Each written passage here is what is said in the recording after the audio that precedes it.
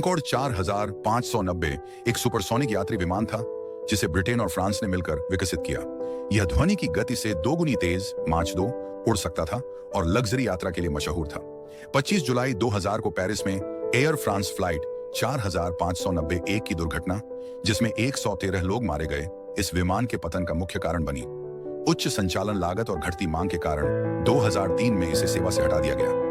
Concord अपनी गति और डिजाइन के लिए आज भी ऐतिहासिक विमान माना जाता है।